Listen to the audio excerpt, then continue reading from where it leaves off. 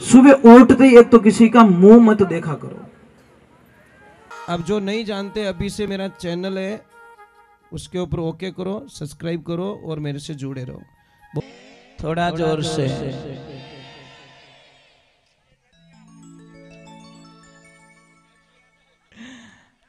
देखो मेल तो बराबर हो गयो भाई, नदी तो है, गांव भी है ना। चलो राधे राधे, थोड़ा जोर से बोले।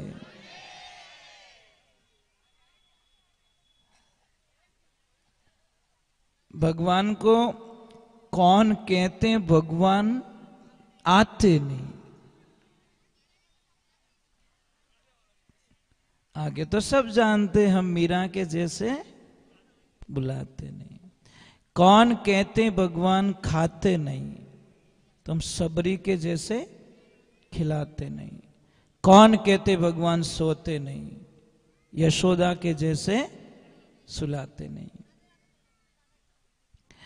अब देखिए ये छोटे छोटे बच्चे हैं, मतलब ये किरतार ने इनके रूप को देखिए। अब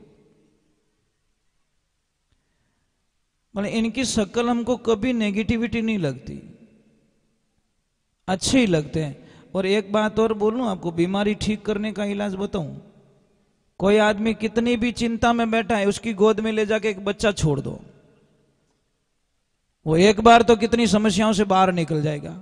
क्योंकि छोटे बच्चे में इतनी एनर्जी, पॉजिटिविटी एनर्जी होती है, कितनी दुख दूर कर दी। यानी शक्ल में इतनी ताकत रिया करे टाबर। आपको पता है छोटे बच्चों में कितना अच्छा लगता है, कोई भी लेके चला जाता है बिना पूछे। कोई भी खेल रहा है, कोई भी उठाएगा, ये मुझे देना, मुझे देना, मुझे, बस भाव होने चाहिए। तो गोपियां प्रेम के सामने एक ध्यान रखना, प्रेम और ज्ञान दोनों साथ में नहीं चल सकते। शायद ज्ञानी पुरुष भगवान से दूर हो सकता है, पर प्रेमी भगवान से कभी दूर नहीं होता। थोड़ी आवाज बढ़ाओ, ये लाइफ में ध्यान रखे। इसीलिए ज्ञान क्या है? ज्ञान एक दीपक है, और दीपक को जलाइए, थोड़ा हवा का झोंका आएगा, दीपक बुझ जाएगा। और प्रेम एक मणि है, मणि को रखिए, कितनी भी हवा आने दो, उसकी लो वो बुझेगी नहीं। मणि कभी बुझती है क्या? राधे राधे, थोड़ा जोर से बोलो, राधे राधे राधे। क्या हुआ? हाँ, ये तो पता नहीं, कृष्णा जाने। मैंने ध्यान नहीं दिया, पता नहीं होगी, आज होगी कल होगी। थोड़ा तो था ही ध्यान रखो, होगा पूरी मैं ध्यान रखो तो है क्या? चलो कोई बात नहीं। हाँ चलो कोई बात नहीं, आज भी मान लो, कल भी मान लो, आपने तो मान लो। हाँ बस मानना चाहिए। और एकादशी का तो आप सबको पता ही है कि चावल उपयोग में नहीं लिया जाता, चावल नहीं खाने चाहिए। कल है। तो देखिए ज्ञान और प्रेम के बीच में उद्धव जी पराजित हो जाते हैं। उनको अहंकार था किस बात का? कि मैं इतना ज्ञानी पुरुष हूं कि मैं गोपियों को समझा लूंगा, वहां के लोगों को मैं समझा लूंगा। पर वो तो प्रेम के प्रतीक थे, इसलिए वहां पे ज्ञान का प्रभाव नहीं पड़ा और उनकी चले नहीं। अब वो वापस निकल गए, और जैसे ही आते हैं तो भगवान को तो पता ही था, भगवान ने आते ही उद्धव जी को क्या बोला? आइए आइए ज्ञानी पुरुष आइए। तो उद्धव जी को झटका लगा कि एक तो बटे मैं ऑलरेडी पराजित हो चुका हूं, और थाई तानो मारो मने, मतलब ऑलरेडी मैं वहां पे दुखी होके आया हूं कि मैं हार गया वहां पे, और आप भी आगे वही मौको रखो। एक तो भाई दी बुझाने की कोशिश करें, था पेट्रोल और डब्बो ने को तो भाई दिक्कत बुझी। तो भगवान ने उनको बोला कि 2 मिनट के लिए आंखें बंद करो। तो आंखें बंद की, 2 मिनट हुआ, बाद में बोले कि उद्धव जी आंखें खोलो वापस। और जैसी आंखें खोली क्या लीला मेरे प्रभु की। राधा रानी पास में खड़ी है, सारी गोपी गोपिकाएं सारे वहां खड़े हैं। तो उद्धव जी को समझा दिया कि मैं खुद ही राधा हूं, भक्ति रूपी राधा हूं, और मैं खुद ही वहां पे रहे। सब मेरी एक लीला है, माया है, मेरे से कोई ये अलग है ही नहीं, ना तो आप अलग हो ना मैं अलग हूं। इधर थोड़ी एक दुविधा हो जाती है। मैंने बोला ना, भगवान का जीवन शुरुआत से लेकर इस भागवत में आपको समझना चाहिए कि भगवान का जीवन शुरू से लगाकर एंड तक संघर्षमय जीवन जिया। मतलब कोई तो दिन निकला होगा कि उन्होंने शांति से जीवन जी लिया, कोई दिन, मतलब शायद संघर्ष संघर्ष संघर्ष। अब इधर देखिए, कंस की दोनों पत्नियां, उन्होंने अपने भाई से शिकायत कर ली। किससे? जरासंध से, कि भाई हमारा सुहाग उजाड़ दिया उस कृष्ण ने। अस्थि और प्रस्ति थी, दोनों ने जाकर शिकायत की। भाई को इतना गुस्सा आया, इतना गुस्सा आया कि 23 यक्षोहणी सेना लेकर मथुरा पे आ गया कि अभी तो कृष्ण का एंड है, बस दूसरा कुछ नहीं है। पर भगवान तो भगवान है। बलराम जी ने बोला कृष्ण युद्ध कैसे करेंगे? कि भैया युद्ध तो हमको करना ही है, सबका विनाश तो करना ही है, पर एक काम हमको करना पड़ेगा। क्या? कैसे? कि हम सबको मार देंगे, जरासंध को मारना नहीं है। अगर जरासंध को मारेंगे तो मामला गड़बड़ हो जाएगा। कैसे? कि जरासंध को हम छोड़ देंगे तो उसको गुस्सा आएगा, फिर बचे हुए राक्षसों को लाएगा, फिर हम मारेंगे, फिर लाएगा, फिर हम मारेंगे, क्योंकि हम तो ये काम करने के लिए आए, और जरासंध हमारा निमित्त बनेगा।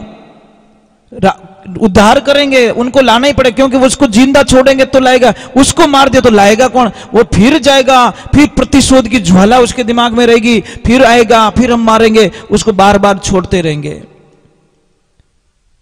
और इसी बीच में जरासंध की पूरी सेना को नष्ट कर दिया जाता है, फिर उसको छोड़ दिया जाता है, और फिर वो वापस जाके अपने प्लान में लग जाता है। इधर कालियावन, देखो मैं क्या बोल रहा हूं, एक पीछा नहीं छूट रहा है, दूसरा पीछा आ रहा है। तो भगवान ने अब मारे किससे उसे? अब रक्षा तो करनी थी, रक्षा करने के लिए कुछ नया करना था, लोगों को वहां रखना नहीं था, सुरक्षित नहीं थे। तो भगवान ने किसको बुलाया? विश्वकर्मा भगवान को।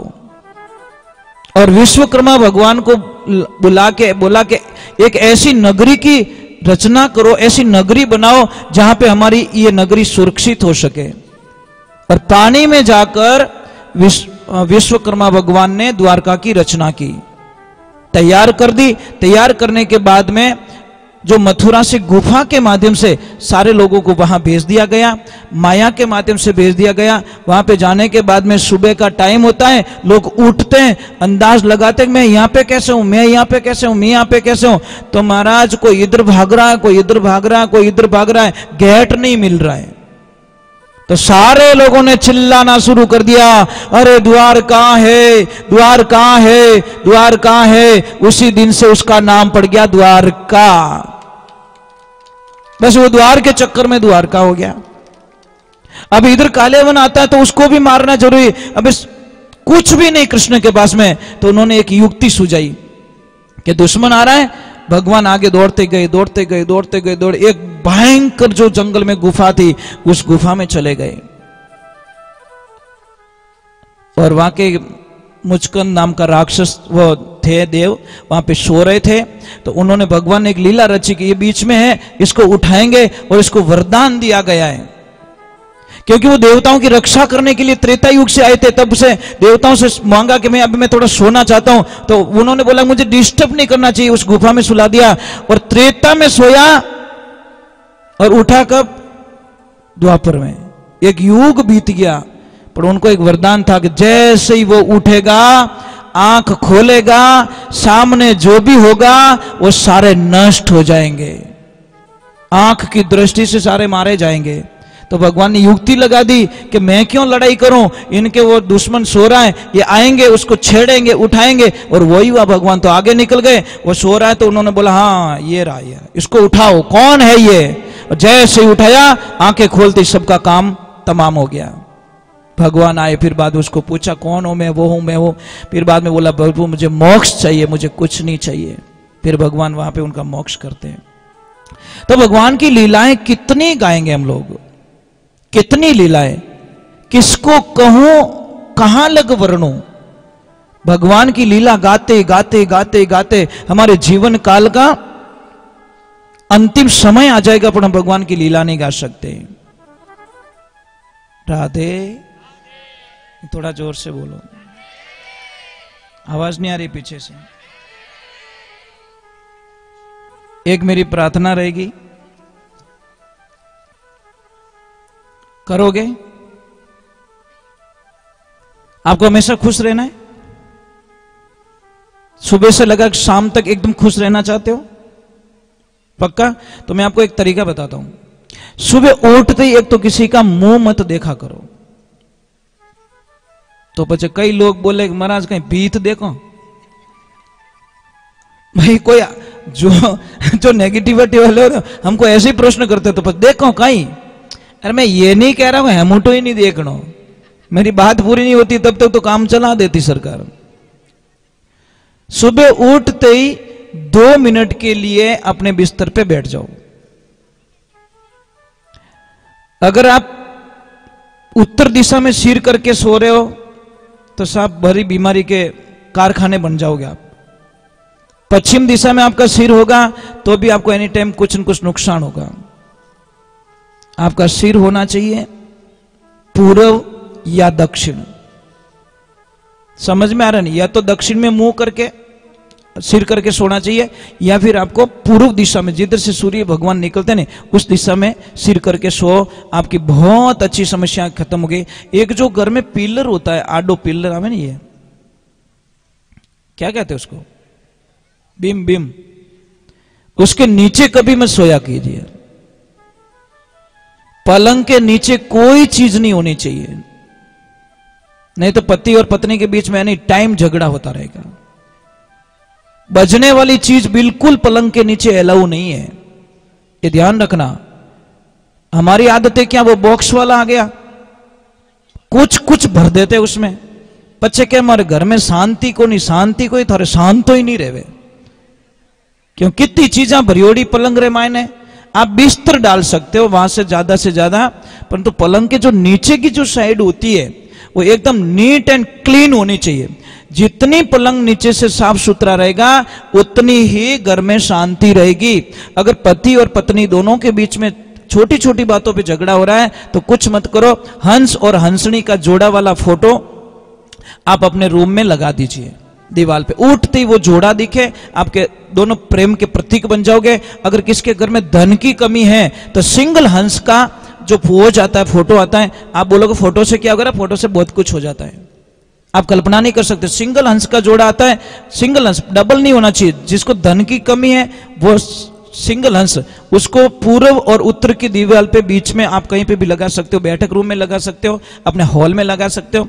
या फिर परिवार में छोटी छोटी बातों पे झगड़ा होता है तो पूरे परिवार की एक फोटो खिंचवाओ, पूरे परिवार की, छोटे बच्चों की, आपकी, पर 1 सेकंड के लिए मुस्कुरा जाना, और नहीं हंसना हो तो कोई गिली गिली कर दीजिए पाड़ोसी, ताकि वो 1 सेकंड के हंस जाए और फोटो।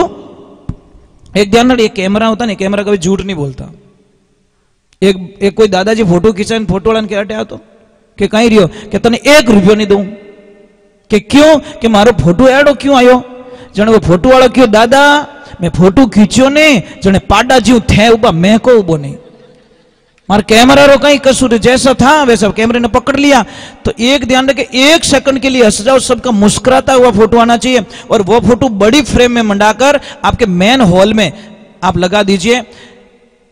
आप लगा के मुझे वापस बोलना कि गुरुजी हमारे घर में देखो ऑटोमेटिकली शांति हो गई है। आप कल्पना, पर फोटो सब हंसतोड़ा आना चाहिए, नहीं तो 2-4 दिन पहले प्रैक्टिस करो, ट्यूशन जाओ हंसने के लिए। सिंगल हंस का फोटो लगाइए। और एक नंबर दीवार घड़ी कभी भी घर में बंद नहीं होनी चाहिए, नहीं तो आपके धंधे की बर्बादी निश्चित है, कोई दुनिया की ताकत नहीं टाल सकती। अगर दीवार घड़ी बंद आ रही है तो आपको धंधे में, आपके जीवन की गति को रोकेगी दीवार घड़ी। कई लोग क्या करते हैं, हम घड़ी यहाँ करे बाबड़ो कांटो 5,000 जावे क्यों छेल बड़ी उड़ो घनी ताकत करे मैं जाना चाहूं पण वो के है ही कोनी पावर पाछो आधो पछी के मार धंधा रे माने अचानक असर आ गयो आनो ये महाराज घड़ी बंद पड़ी है घर पे और घड़ी तो एक बहुत धंधे की प्रतीक होती है। अगर घर के सामने ये जो मोरपंखी आती है ना मोरपंखी पौधा अगर वो दोनों तरफ लगा दो ना आप कल्पना भी नहीं कर सकते। आप 2 गमले लगा दीजिए आप। अब बहुत बगीचा में आती है जी बहुत सारा पौधा मोरपंखी आती है मस्त एकदम विद्या की देवी कहते हैं उसको हम क्या कहते हैं। हाँ हम बच्चे थे तो हमारी बुक में उसका पत्ता तोड़ के रखते थे है ना वो विद्या की देवी वो दोनों तरफ एक इधर लेफ्ट और एक राइट बाहर निकलते हैं ना तो उनका दर्शन कीजिए। देखिए ये पेड़ पौधे होते हैं इतनी ताकत होती है इनमें कल्पना नहीं कर सकते हो। अगर किसी भी मुझे दादाजी ने कल एक प्रश्न किया था कि गाय भैंस को जब वो डिलीवरी होती है तो उनको कई बार फूल की प्रॉब्लम हो जाती है समस्या आ जाती है बहुत पैसा खर्च करना पड़ता है बेचारी तकलीफ होती है। तो आपको नॉर्मली इलाज बताता हूँ बड़लो आवे ना बड़लो कहीं के वो वट वृक्ष का मैं हिंदी में बोल देता हूं क्योंकि बाहर भी देख रहे लोग। वट वृक्ष का जो पौधा होता है उसकी 5 से 250 ग्राम पत्तियां ले लो आप हरी पत्तियां उसको मिक्स करके एक 100-150 ग्राम देसी गाय का घी उसमें मिलाकर 1-2 चम्मच हल्दी डाल के उसको खिला दीजिए। महाराज इतना बढ़िया इलाज आप कल्पना नहीं कर सकते कल्पना भी नहीं कर सकते। अगर किसी गाय भैंस किसी को भी चोट लग गई है और वो ठीक नहीं हो रही है एक साइकिल का पुराना टायर लीजिए उसको जला दीजिए उसका जो पाउडर होता है उसको ले लीजिए और उसको कपड़े में छान लीजिए उसमें 100 ग्राम देसी गाय का घी डाल दीजिए और 50-100 ग्राम देसी हल्दी डाल दीजिए मलम बना के वो लगाइए 5-10 दिन में तो घाव ठीक हो जाएगा। कितना भी घाव पड़ जाए एकदम ठीक हो जाएगा आपको पता ही नहीं है। बहुत सारी चीजें होती है हमारे साथ में होती है हमारे पास में होती है पर ज्ञान नहीं है और नहीं होने के कारण हम बहुत सारी समस्या होती है। अगर किसी भी बच्चे को पढ़ाई में मन नहीं लग रहा है तो आप दक्षिण और पूर्व की दिशा में उस बच्चे को वहां पे अध्ययन कराओ बच्चा बड़ा होशियार होगा पढ़ाई में मन लगेगा। समझ में आ रहा है नहीं आ रहा कपूर। हाँ घोड़े के लिए इलाज है मैं बताऊंगा आप भाई आप नाच रहे तो आपको बताना भी जरूरी है। गोडा तो अटी दुका ऊपर से याद करो। हाँ राधे थोड़ा जोर से बोलो।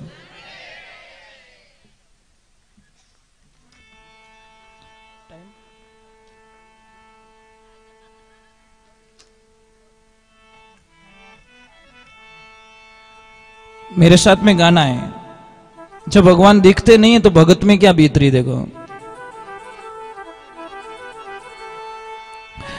बोलिए कृष्ण कन्हैया लाल।